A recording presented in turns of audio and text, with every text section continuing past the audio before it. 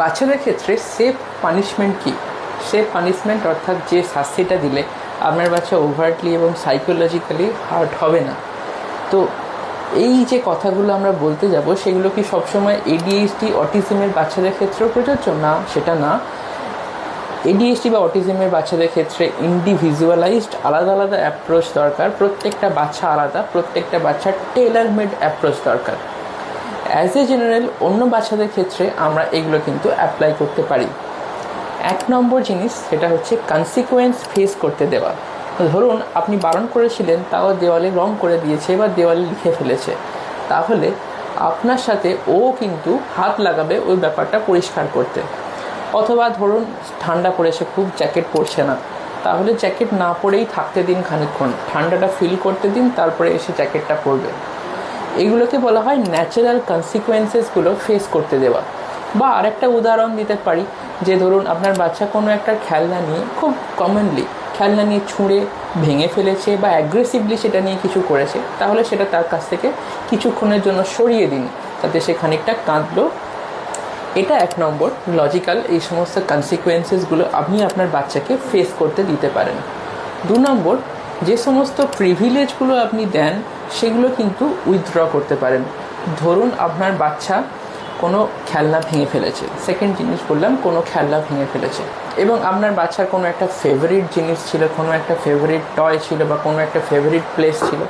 আপনি বললেন যে ওই জায়গাতে থাকো না, তোমার যাওয়া হবে না, বা ওই জিনিসটা তোমার আর ইউজ করা হবে না, সেইটা আপনি করতে দিলেন না এবং সেটা খানিকক্ষণের জন্য চললো। এই যে আপনি প্রিভিলেজটা ওকে দেওয়া, অলরেডি যে প্রিভিলেজটা খানিকটা ওর থেকে সরিয়ে নিলেন, তাতেও কিন্তু কনসিকুয়েন্সেসগুলো বুঝতে শিখলো। বা ধরুন দাদার বা দিদির বই বা খাতা ছিঁড়ে ফেলেছে, তাহলে কিন্তু ওর যে পছন্দের জিনিস, ওর ভিডিও গেম, তাহলে কিন্তু ওর কাছ থেকে খানিকক্ষণের জন্য দূরে থাকবে। সেটা একদিনের জন্য হতে পারে বা কিছু সময়ের জন্য হতে পারে। এটা হলো আপনার প্রিভিলেজ উইথড্র করা। এছাড়াও আপনি কিন্তু কিছু টাইম ইন এবং টাইম আউট দিতে পারেন।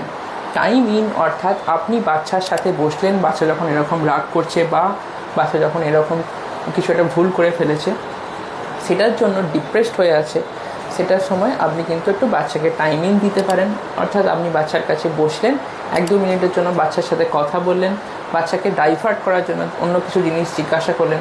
বলো 3টে ফলের নাম বলো, তোমার মাথা পা এগুলো কোথায় একটু বলো, সেগুলো একটু জিজ্ঞাসা করলেন, বাচ্চা তাদের ডাইভার্ট হলো। বা টাইম আউটস অর্থাৎ বাচ্চাকে একা একা থাকতে দিলেন।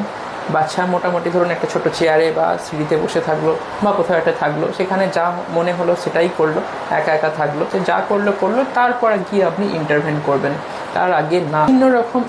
বিভিন্ন রকমের কমান্ড দেওয়ার সময়, ধরুন কোনো একটা জিনিস করতে বলছেন, সেই কমান্ড দেওয়ার সময় পজিটিভ কমান্ড দেওয়ার উপরে খুব জোর দিন।